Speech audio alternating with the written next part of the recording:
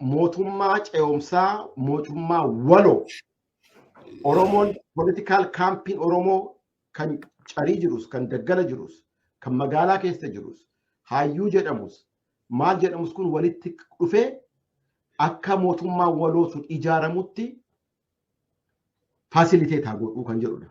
Amma gaa kanarratti wanna hubachuu qabnu maalinne sodaa duratti sanii akkanumaan blank cheekii jenneet OPDO fi Abiyyi amanneet mootummaa waloo ijaarame jenneet itti namni namoo meekaanizimii barbaachisu akka wanti kun ganamuu hin dandeenye all the security apparatus of Oromo, all the legal apparatus of Oromo, all the economic apparatus of Oromo, all institutions via election ta'u maal ta'u institution jirtu kun hundi qixxee Oromo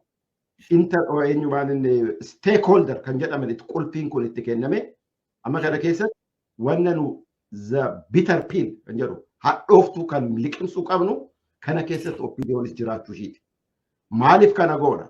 Maaliif aarsaa akkasii justice otuu nu barbaachisu kaffalla kan jedhu nuyi wanna balaa guddaa hankumaatamaan dhufu kana waggaa kumaatamaan nu dhufu kana ofirra oolchuudhaaf the bitter pill swallow goona jechaadha. Or kinini hadhooftuu fudhanna jechaadha.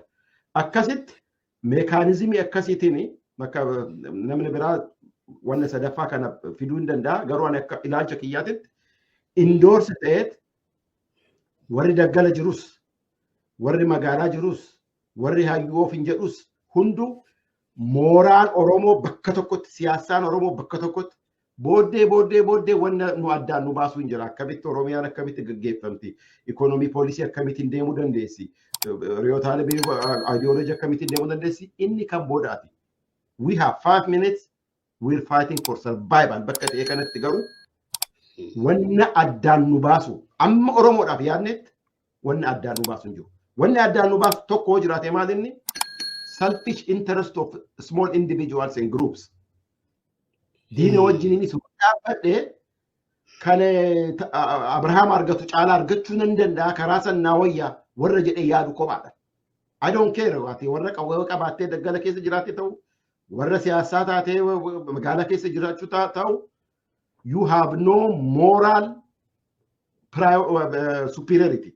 Qabsoo Oromoo kana keessatti qaama abbaa fe'aa ta'u kan qawwee qabu san hin qabnes moral superiority hin qabu. Maaliif hin qabne? Waggaa 50 guutuu qabsoon Oromoo godhan kana corroo qaama keessa jiru kana hundusaa itti gaafatama jechaadha. Kun keenya guddaanii wanna darbeerraa barachuus hin barbaannu. Kan biraat immoo maalinni quick experience bakka ta'eetiin akkamitti ani obboleessa kiyyarraa aanuu danda'a. Diina guddicha the big picture otun ta'ini parallel akka maal Profeesar Bararaa wanne fakkii kennu tokkotu jira. Akka waraabessaan ta'inaa jedha. Maaliif waraabess wanna waliin amannee fi duraa duuban deemu. Wanno kareedhaan saayidiidhaan akka wannotti deema. Maaliif ijaan kara bitaatis kara mirgaatis obbolummaa ofiisaa laalaa deema jechaadha. Akka leencaatitti leenci tokko leenca duuba jiru irratti sammuudhaan wanna hirkatee deemu konfiidensii wanna qabuu fi wanna beekuu fi fiidhaan deemuu danda'a jechaadha.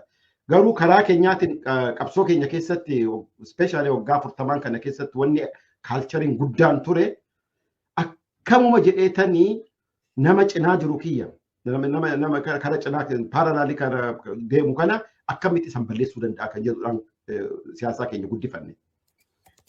Maaliif yoo uummanni kun uummata guddaadha miliyoonii amma kana gahuudhaan lafti isaa guddaadha qabeenyi isaa kana warri akka diinaatitti dhufu bicuudha. So isaan dhufanii amma hatanii amma saamanii kanaaf kana ani Abrahaam dura taa'ee yoon kan argadhu ta'e isatu naa wayyaa. Isa gibaaf godhee of ajjeechisiisee sacrifice of godhee ijoollee kiyyaa fi ijoolleen Abrahaam walumaan Oromiyaa dhuunfachuu qabu kan jedhu irratti waan baay'ee hin jiru. Waan baay'ee hin jiru.